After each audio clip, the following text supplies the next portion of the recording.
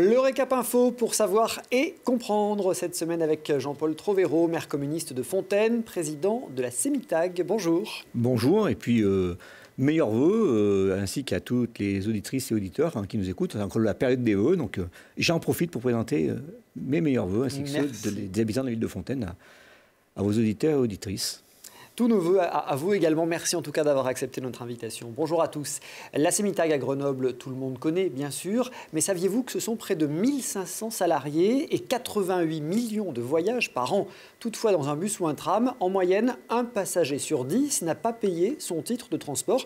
Alors comment lutter contre la fraude? Avec le président de la CEMITAG, nous parlerons aussi embauche, tarifs et métrocable. Il avance tout doucement, mais il avance et il doit justement atterrir chez Jean-Paul Trovero à Fontaine.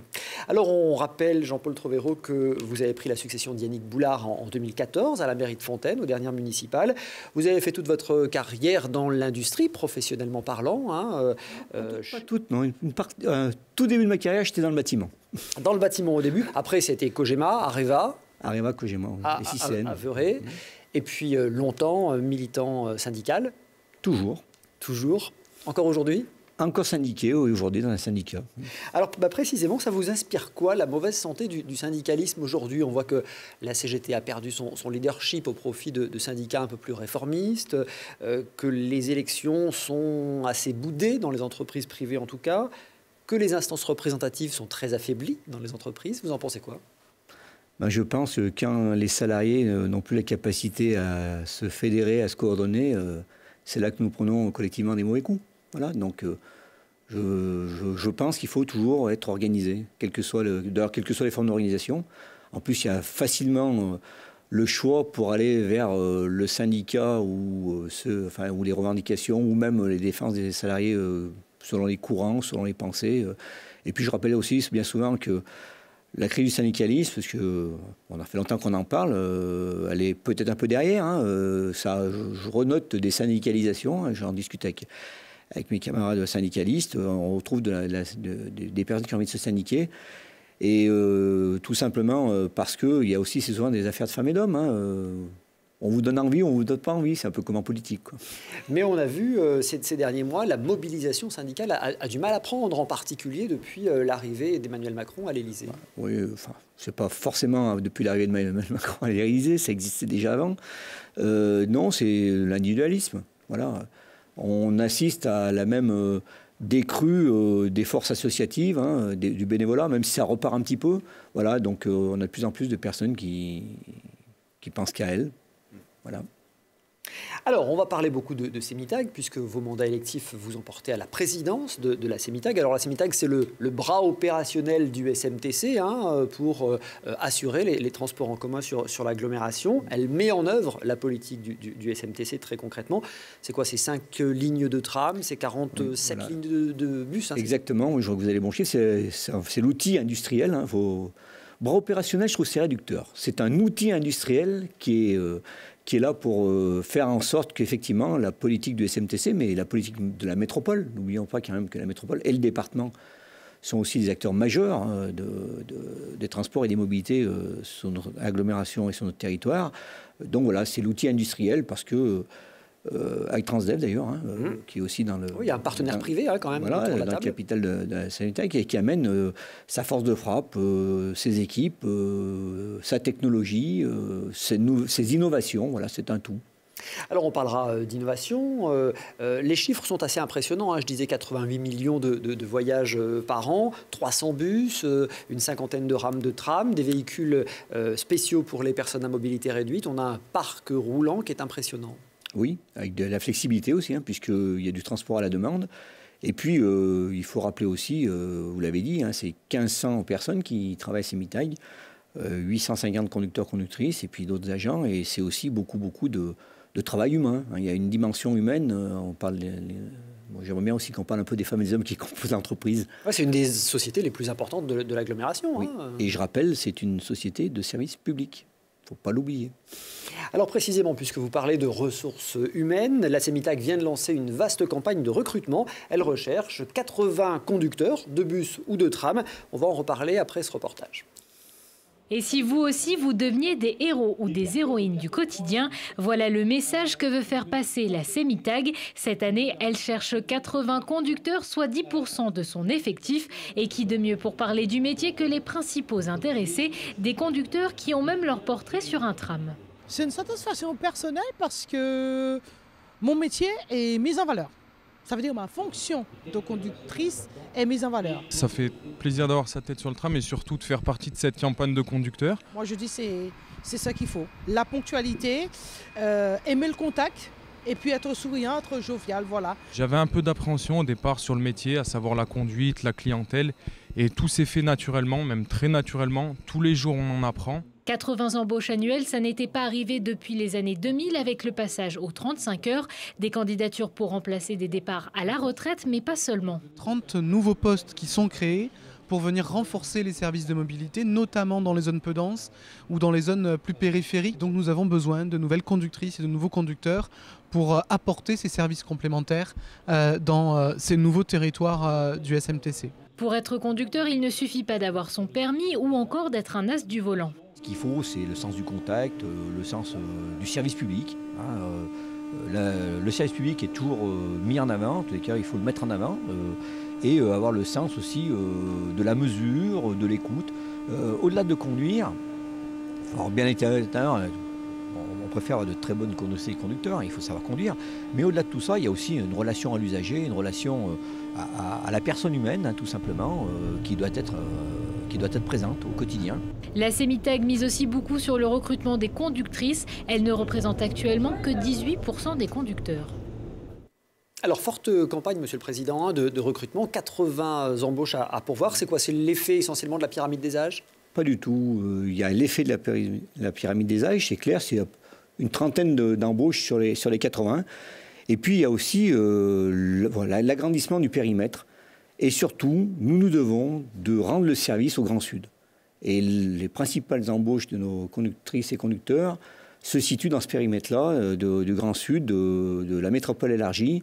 Et il faut absolument que nous soyons au rendez-vous pour le mois de septembre 2018 pour qu'on puisse assurer la desserte de ces territoires dans de bonnes conditions. Alors, le Grand Sud grenoblois, c'est quoi? C'est Champagné, Volnavé, Visil, c'est ce secteur-là? Voilà, ces secteurs-là, Champagné, Volnavé, Visil.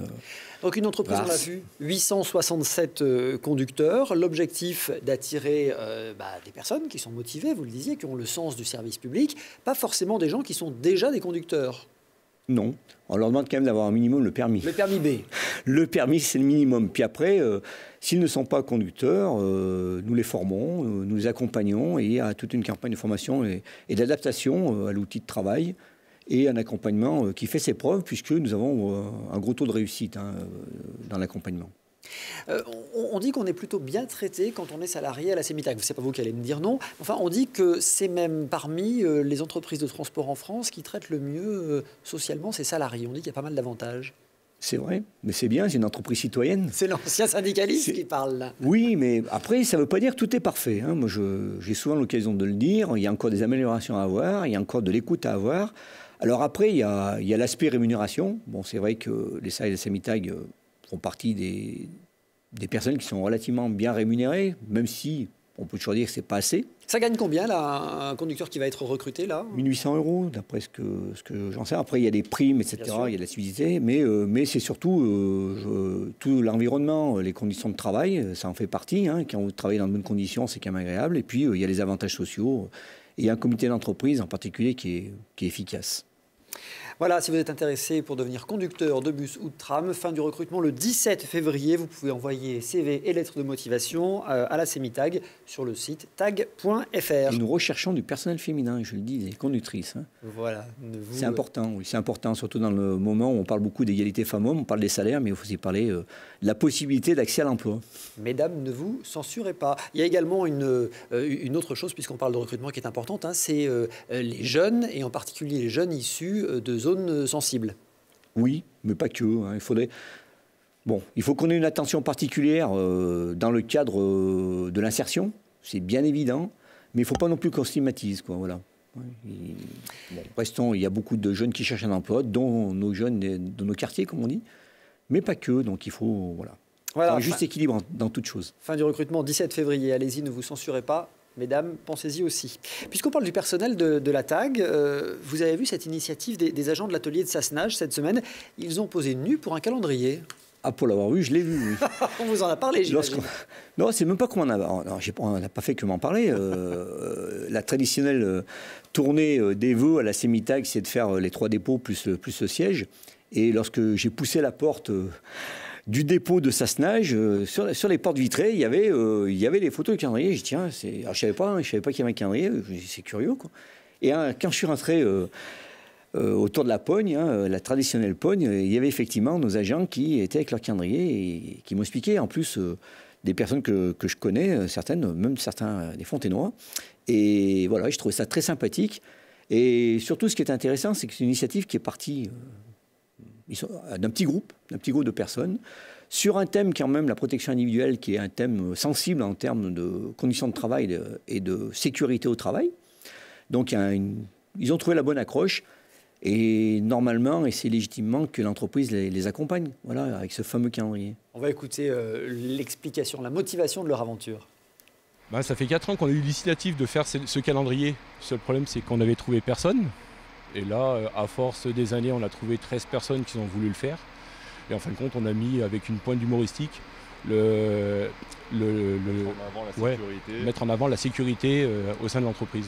Alors moi, ce que j'ai voulu faire, c'était mettre en avant un service qui est inconnu du grand public, c'est-à-dire la maintenance, parce que la clientèle connaît beaucoup les conducteurs, mais pas assez, on va dire, toute la partie maintenance. Et puis bon, on a passé un bon moment avec notre équipe en faisant un super projet. C'est une chouette initiative et je pense que c'est un joli clin d'œil avec des messages par ailleurs sur la protection et la sécurité qui sont importants. Et quand on peut travailler en plus dans une bonne ambiance, c'est comme ça qu'on rend le mieux le service. Oui, et ça permet, vous le disiez, de mettre l'accent sur ce personnel d'entretien et de maintenance. Oui, c'est un réseau de important, transport oui. en commun, c'est pas uniquement le conducteur. Mais si, non, mais justement, tout à l'heure, il y a une petite erreur, je crois, dans votre reportage, je dis 10% des effectifs. Non, c'est 10% des conducteurs et conductrices, parce que l'effectif, c'est 1400. Donc les fameux 80, c'est 10%, c'est pas 10% de la totalité des effectifs, mais que des conducteurs et conductrices. Par contre, ça met en avant une chose, aussi bien dans les recrutements que dans ces opérations de marketing, entre parenthèses, mais sympathiques. Il y a ce que j'ai découvert en entrant à la CEMITAG, il y a quand même un attachement à l'entreprise. Il y a quand même une identité. Et il y a de vraies valeurs qui sont portées par l'entreprise qu'on retrouve bien chez les agents de toutes catégories. Et dans les recrutements, le bouche à oreille ou la valorisation de l'entreprise à travers cette initiative, c'est très important parce qu'on s'est rendu compte que depuis que c'était valorisé par les agents eux-mêmes, on avait plus de candidatures qui venaient vers en direction de la CEMITAG que ce qu'on a pu avoir par le passé. Important. Autre sujet qui est important dans les bus et trams de l'agglomération, c'est la fraude. Là aussi, il y a eu une campagne il y a quelques mois, à l'automne. Vous avez lancé une campagne de communication. La fraude coûte chaque année 2 millions d'euros de manque à gagner à la CEMITAG. Oui, c'est un véritable chiffre, surtout quand on regarde le résultat de l'entreprise qui est à 200 000 euros. Donc, on voit tout de suite à quoi ça correspond. La fraude, il faut lutter contre, c'est clair. C'est ce que nous faisons, c'est ce que nous avons fait, surtout à la dernière période. Quand je suis arrivé à la CEMITAG, pareil, l'ancien directeur général, la première chose qu'il m'a dit en arrivant, qu'il souhaitait prendre une société j'allais dire qui sévissait, c'est peut-être pas le bon terme, qui œuvrait du côté de Montpellier. Et je lui ai dit, mais je ne comprends pas pourquoi on va chercher du privé alors que nos agents de service public, ils devraient rendre les mêmes missions et faire les mêmes choses. Après, j'ai compris, il y avait quand même une lassitude, un besoin d'un encadrement, peut-être un peu plus... voilà, ça a été mis en place. Je ne dis pas que c'est parce que je suis arrivé, mais en tous les cas, on a fait le choix de rester en interne et de travailler avec les contrôleurs et contrôleuses d'aujourd'hui, y compris les médiateurs. Et puis, peu à peu, ça se met en place. Alors après, la fraude, il y a la fraude et la non-validation. Alors, quand on fait un amalgame de chiffres, la véritable fraude, alors, grosso modo, en 2014, c'était 11,5%. On est à 8%, 8,3%. Donc, c'est 3 points de gagné. Ça diminue progressivement. Ça diminue progressivement. Et les recettes sont un peu plus au rendez-vous. Et puis, il y a des périodes de fraude. Alors, ce qui est un peu curieux, c'est que la fraude, elle est après 20 heures et qu'avec le système qu'on a mis en place actuellement, on a un peu moins de fraude, pour dire beaucoup moins de fraude sur les périodes de pointe. Donc ça veut dire que ça fonctionne. Alors maintenant, il faudra qu'on imagine d'autres modèles d'intervention. Et puis, ce qui est un peu curieux aussi, c'est que plus de 60% de la fraude ou de la non-validation, c'est sur des tranches d'âge inférieures à la trentaine. Voilà. Donc, et puis, sur les professions, bien entendu, on a les étudiants, etc., nos collégiens, nos jeunes, mais on a aussi, par exemple, j'ai découvert que les artisans n'étaient pas, des personnes qui étaient rigoureuses. Bon, il y a une cinquantaine de contrôleurs dont la mission est de sillonner sur le réseau, avec une arme essentielle quand même. Un bon contrôleur, il doit agir par surprise. Vous avez vu quand même que sur les réseaux sociaux, maintenant, c'est facile de se prévenir entre fraudeurs, de dire, tiens, attention, il y a un contrôle à tel endroit, à telle heure. Alors, il doit agir par surprise, mais je crois que c'est surtout la présence. Moi, je pense que c'est un peu comme en termes de sécurité publique. Dans l'espace public, c'est la présence est dissuasive. Ouais. Quand vous êtes absent, qu'on ne vous voit pas, c'est open bar. Quand là, on les voit parce qu'ils agissent même en meute, par 25 ou 30. Voilà, mais c'est volontaire. Et puis là, il n'y a personne qui échappe. Et je tiens à préciser aussi que c'est un lien direct. C'est que les opérations de nos contrôleurs aujourd'hui, elles se font souvent conjointes et solidaires avec les forces de police nationales ou les forces de police municipales. Et que le fait d'avoir cette intervention, ce triptyque d'intervention, ça montre que nous sommes bien sur un phénomène qu'il faut éradiquer, tout du moins. Alors, après, il faut rester aussi tout à fait factuel. Le taux de fraude dans les transports en commun de l'agglomération n'était pas supérieur au taux de fraude sur les autres agglomérations de même nature. Et aujourd'hui, j'aurais tendance à dire que nous sommes il est même un peu inférieur maintenant, le réseau qui est inférieur à tous les réseaux nationaux. On rappelle qu'être contrôlé sans titre de transport, ça coûte 61 € si l'amende est payée tout de suite et jusqu'à 111 € si on ne paye pas tout de suite. Puis il y a possibilité éventuellement d'échanger son amende contre un abonnement. Donc c'est aussi... pour vraiment convaincre. Pour convaincre et puis montrer, voilà. Les contrôleurs, quand on les interroge, nous racontent souvent que les excuses sont parfois assez farfelues d'ailleurs, de la part des fraudeurs. Évidemment. Est-ce que cette fraude, finalement, elle n'incite pas à se dire, allez, 2 millions d'euros de manque à gagner, est-ce que ça ne plaide pas pour la gratuité des transports en commun? On sait que vous avez défendu cette idée longtemps, vous l'avez abandonnée. Pourquoi vous parlez au passé? Je ne comprends pas le passé. Là. On a l'impression que cette idée est morte de sa belle mort. Non. Je défends toujours cette idée. Alors, peut-être d'autant plus quand on voit les augmentations de tarifs. Je ne citerai pas l'organisme qui augmente les tarifs, parce qu'il y a confusion entre SMTC. J'ai été accusé d'augmenter les tarifs. On m'a dit, monsieur le maire, monsieur le président, qu'est-ce que vous faites? Nous, les anciens, plus de respect. Non, c'est pas comme ça que ça se passe. C'est-à-dire que vous ne validez pas la gratuité, les nouveaux tarifs pour les personnes, les retraités qui ont été décidés en septembre? Je pense que la tarification solidaire est une bonne chose, puisqu'on part du principe que c'est l'usager qui paye selon ses revenus. Ça peut paraître cohérent. À partir de 2,50 € par mois, à partir du moment où elle serait adaptée à tout le monde et que tout le monde... mais je reste néanmoins persuadé que la gratuité des transports de service public, je le rappelle, le transport c'est un service public, est toujours quelque chose d'imaginable, même s'il faut y aller par palier, même s'il faut bien évidemment changer le modèle économique. Là, le palier, il est long quand même. Il n'y a pas de raison de changer. Ça fait longtemps qu'on entend parler de ça. Il y a une chose qui me préoccupe, moi, dans les dernières tergiversations là, sur les augmentations de tarifs, c'est l'opposition des générations. Il n'y a pas... Voilà, ça me gêne qu'on dise...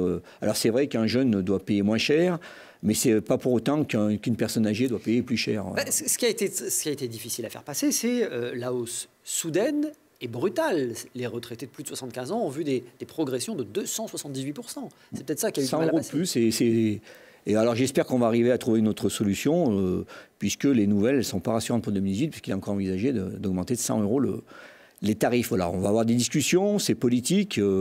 La métropole doit aussi s'emparer de la question. Voilà, et puis il faut que chacun y mette son écho.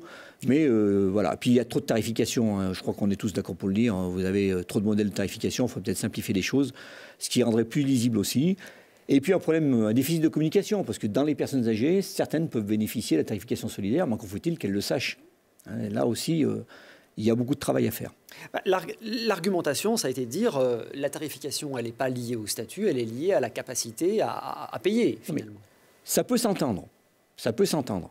Mais comme ça s'entend que l'hôpital doit rester gratuit et public et que le transport en commun doit rester ou peut être gratuit. Un argument, hein, quand on parle de santé, quand on parle de qualité de l'air, quand on parle de toutes ces vicissitudes, quand on parle d'embouteillage, etc., et qu'on dit aux personnes, prenez les transports en commun, il faut aller les transports en commun, si on fait les additions à la sortie, je ne suis pas certain que la gratuité soit aussi pénalisante que ça pour le monde économique. Mais comment ça se fait, du coup, que vous ne réussissiez pas à convaincre vos amis de la majorité à la métropole? C'est toujours pareil, hein, il ne faut pas hésiter à croire. Puis il y en a qui ont dit, c'est toujours embêtant d'être le premier à avoir raison. Allez, pour lutter contre la fraude, il faut aussi faciliter les moyens de paiement. Et là, vous parliez d'expérimentation et d'innovation tout à l'heure. À la CEMITAG, maintenant, c'est plutôt assez facile de payer. Les fraudeurs n'ont plus d'excuses. On peut même payer en envoyant un SMS. Oui, effectivement. Oui. Alors, c'est 1 milliard de SMS, hein, quand on regarde en France ce qui se passe, 1 milliard de SMS qui circulent par la droite à gauche. Et puis là, cette expérimentation de SMS, elle commence à porter ses fruits. Hein. Alors, c'est un moyen complémentaire, supplémentaire. 5000 envois d'SMS en décembre, on en est à 4000 à la moitié de janvier. Le coût, est à 2,10 €, hein, c'est le prix d'un ticket normal, mais il y a une grosse réactivité, c'est fiable. C'est votre SMS qui sert de preuve de transport, hein, de titre de transport. Ticket, ouais, et puis, alors, on est à 2,10 € parce que je rappelle quand même, il y a 0,50 qui vont à l'opérateur, hein, enfin aux opérateurs. C'est prélevé sur votre facture d'opérateur. Enfin voilà, il y a quand même un certain avantage. Et ça a surtout l'avantage, alors on va voir, on est en phase expérimentale, on va faire des analyses, des retours. C'est pour ceux qui prennent le ticket occasionnel et notamment les visiteurs. Là, si on se place dans le cadre du tourisme et des personnes qui viennent faire du tourisme sur notre agglomération, ça peut être une bonne réponse. Une réponse qui est en place depuis le 1er décembre avec les 3 opérateurs, hein, Bouygues, Orange et SFR. Il suffit d'envoyer un message, hein, 1 heure à ce numéro, le 93 123. C'est bien ça. Et vous avez votre ticket en poche. Et c'est très fiable. Hein.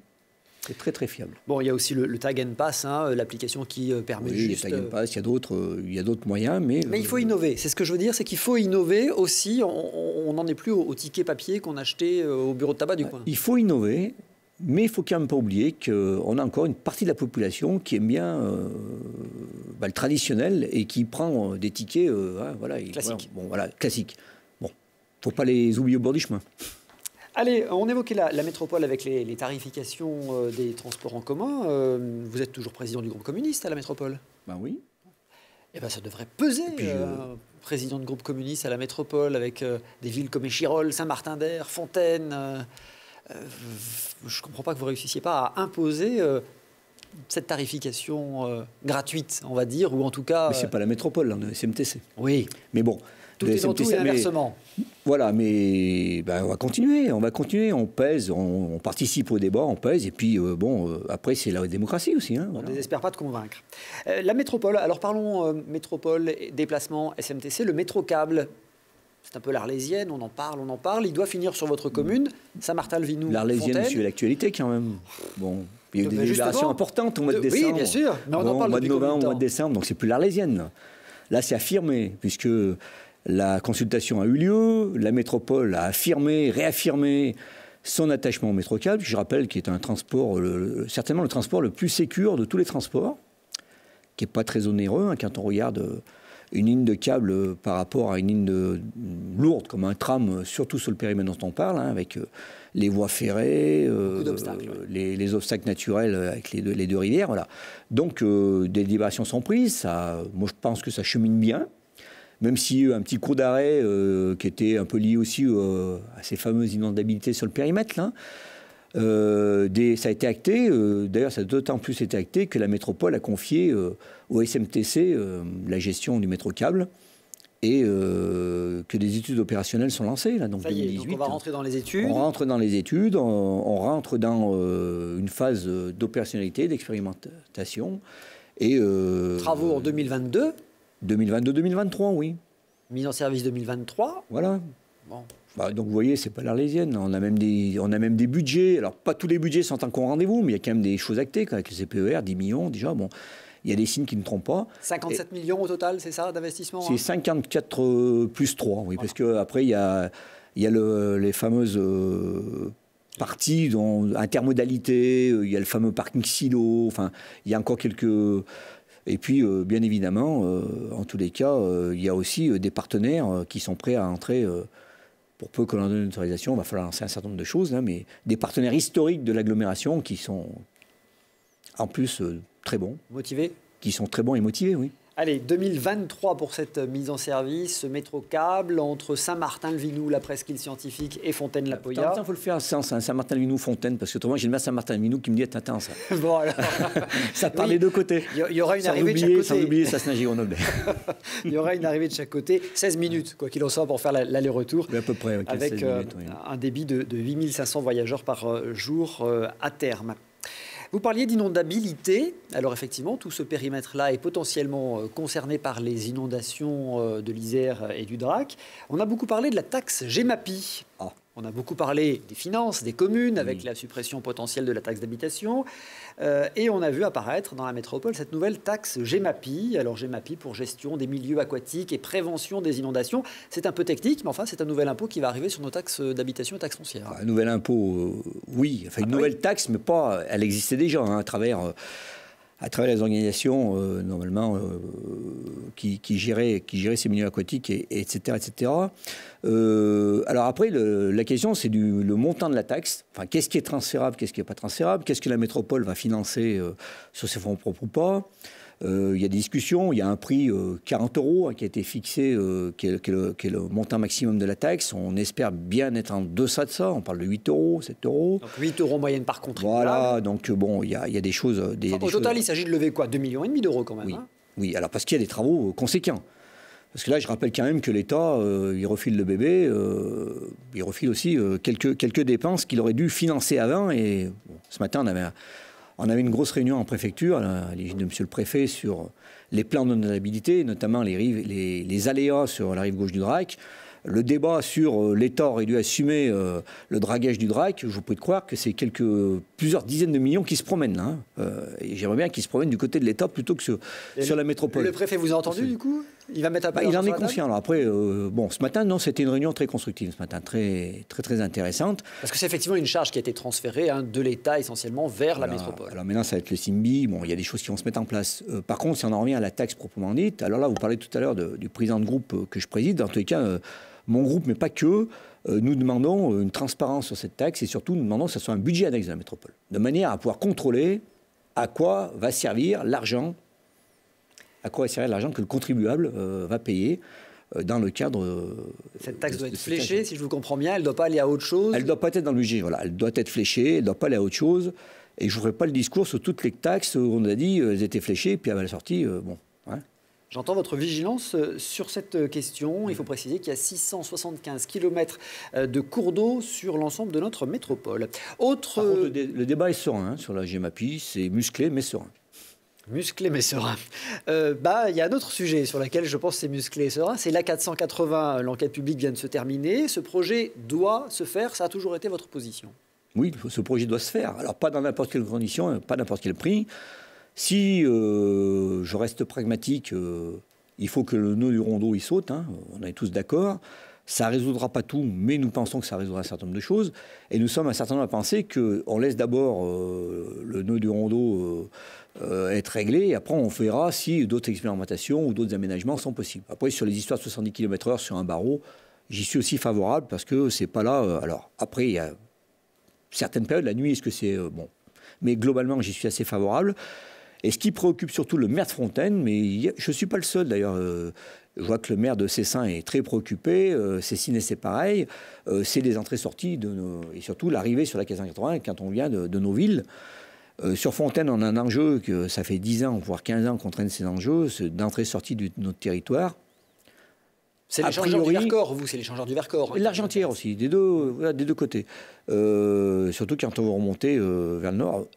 A priori, c'est pris en compte En tous les cas, pourquoi je dis a priori, c'est pas que la métropole ne le prend pas en compte. Là, cette garantie-là, nous l'avons du côté de la métropole. C'est plutôt que dans ce qui va se passer avec l'AREA, il faut qu'on en soit bien conscient.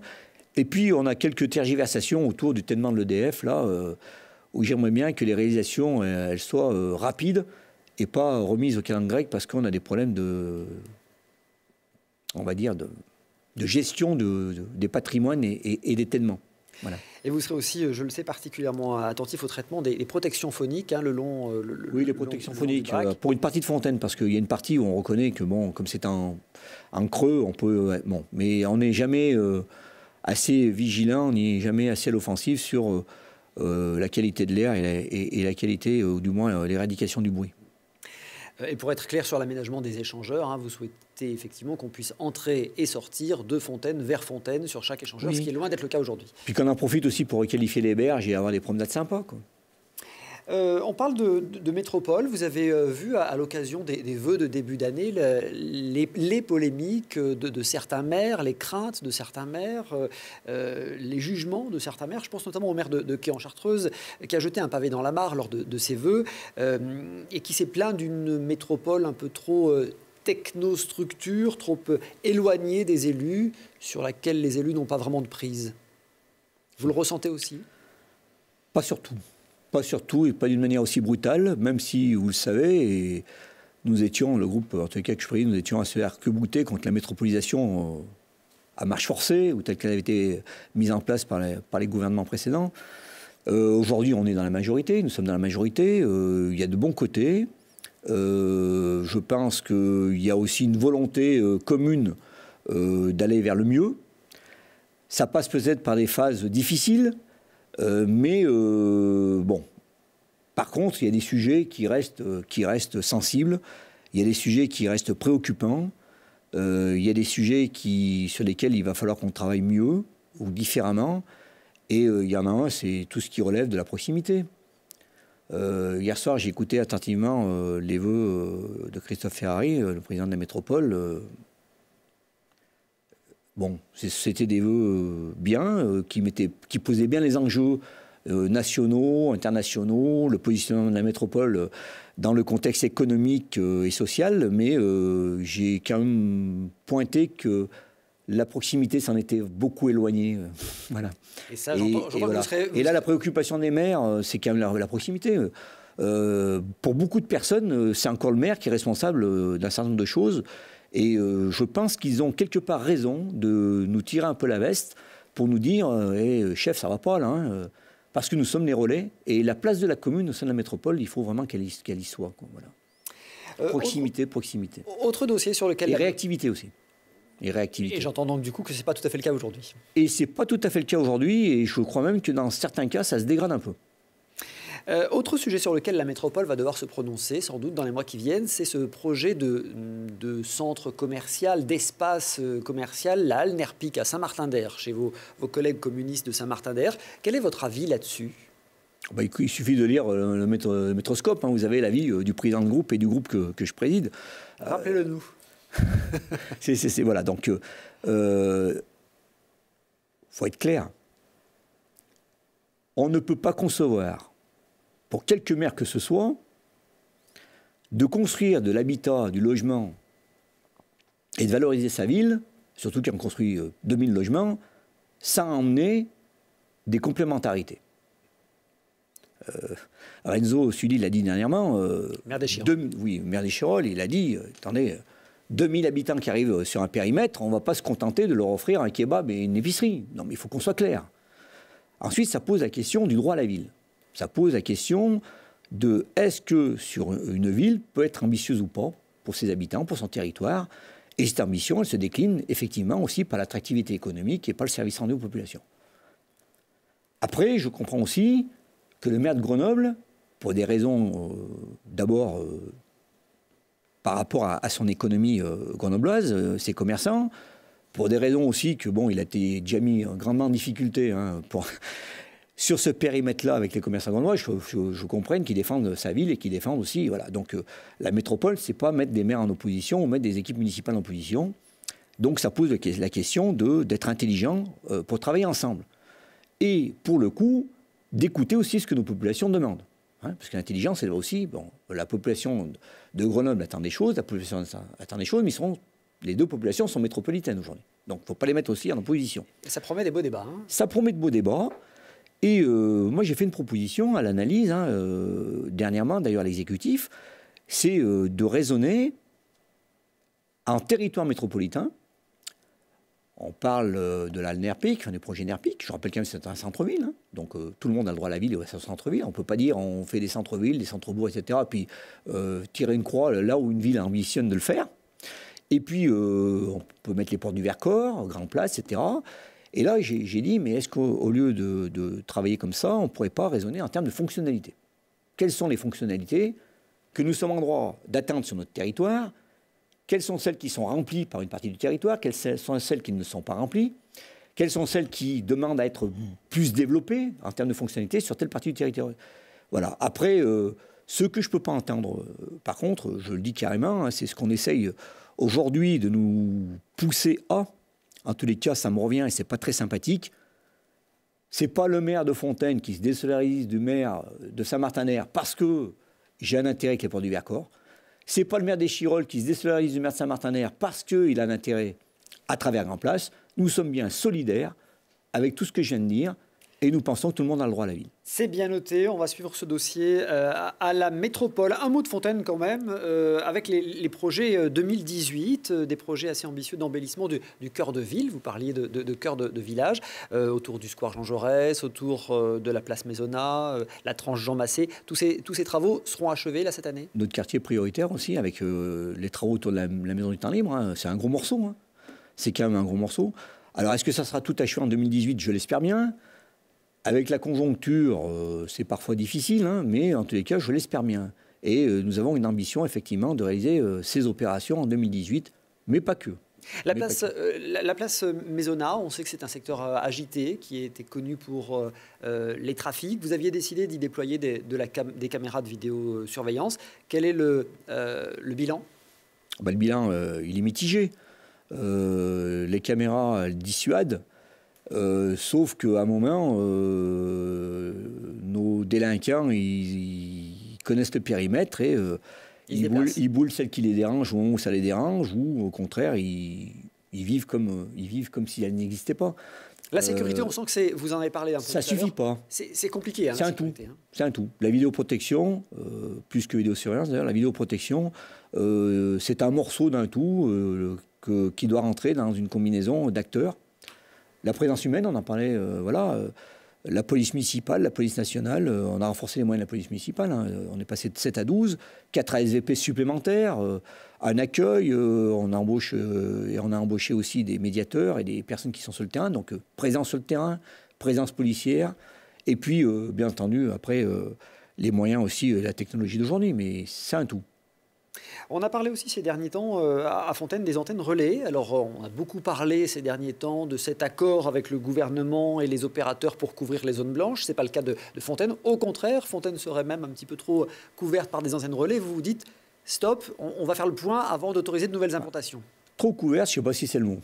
Mais en tous les cas, il y a une chose de sûre. D'abord, le maire de Fontaine n'a pas déclaré la guerre aux opérateurs, hein, contrairement à ce qui a pu être dit. C'est un moratoire. Par contre, le maire de Fontaine a pris conscience qu'il fallait qu'on répartisse peut-être un peu mieux les antennes sur le territoire. Et on a la chance d'avoir une charte. Il y a beaucoup de communes qui n'ont pas de charte, on en a une. Elle a eu quelques coups de canif quand même par un ou deux opérateurs, hein, je le rappelle au passage. Donc elle n'est pas opposable, il faut qu'on la retravaille cette charte et qu'on se remette autour de la table. On a des habitants qui nous ont alertés à juste titre sur un périmètre en particulier, où la prolifération des antennes, c'est-à-dire qu'on rajoute des antennes, notre opérateur arrive, ce qui était vrai il y a 10 ans n'est pas forcément vrai aujourd'hui. L'arrivée de la 4G, l'arrivée programmée de la 5G pose question, puisque quelqu'un commence à dire que la 5G va perturber les antennes râteaux, etc. Bon, on pose des questions. Et puis c'est un périmètre sensible dans la mesure où il y a des crèches, des écoles, et que le principe de précaution... vous dites que le principe de précaution doit prévaloir. Voilà, là, il n'y a pas photo. Après, sur le reste du territoire, j'espère que nous serons intelligents collectivement pour trouver les bonnes solutions avec les opérateurs et puis avec nos habitants. Ce n'est pas une zone blanche, hein, Fontaine. Mais je vous le dis, moi, si c'est simplement rajouter des risques avérés, pas avérés, en tous les cas, il y a débat, pour qu'on puisse regarder la télévision sur son portable, ils restent chez eux, il y aurait la télévision chez eux, les gens. Puis voilà. Hein. Il nous reste 30 secondes, mais on m'a demandé de vous poser la question. Fontenoy m'a interrogé sur l'avenir du Drac Ouest, qui est aujourd'hui une friche en plein milieu de la commune. Qu'est-ce que ça va devenir et quand? Un beau projet immobilier. Mais quand? 2018. Je pense qu'on ira plus clair et que les premiers coups de pioche seront en 2018. Donc là, on rase ou on réhabilite? Alors là, on rase, on réhabilite et on fait de la trame verte et bleue. On fait tout. D'accord. Voilà. C'est quasiment... En jonction, du coup, avec le château de la Rochette à côté. Absolument. Et en jonction avec le parc de la Poya, qui est un des plus beaux parcs de l'Aglo. D'ailleurs, j'invite les métropolitains à venir s'y promener. Et voilà. Donc, à quelle échéance, du coup, pour être complet? On va attaquer les travaux en 2018, j'espère bien. Les permis de construire. Voilà, normalement, on commence à 62. Alors, il reste ce fameux problème de réhabilitation de la ferme, enfin du corps de ferme historique, qui était, d'après ce que j'ai compris, un ancien relais de poste. Donc, il y a les ABF sont dessus, on travaille, voilà, le promoteur fait son possible, mais ça ne nous empêchera pas de démarrer le projet. Et en plus, c'est un projet que je tiens à dire, qui est concerté, qui va faire qualité et qui devrait préfigurer ce qui va se passer sur les portes du Vercors. Allez, vous reviendrez nous parler des portes du Vercors, ce projet qui doit s'étendre sur une vingtaine d'années, donc on aura l'occasion d'en reparler. J'espère qu'on va démarrer plus tôt, là. Oui, on vous le souhaite, c'est des tranches qui vont se mettre en place. Merci beaucoup en tout cas. Voilà. Merci, on se retrouve dans un instant sur Internet, sur les réseaux sociaux pour un petit supplément. On va parler un peu de politique nationale quand même. Le militant communiste a sans doute beaucoup de choses à nous dire. Merci en tout cas d'être venu. Merci à tous de votre fidélité et à la semaine prochaine avec un nouvel invité.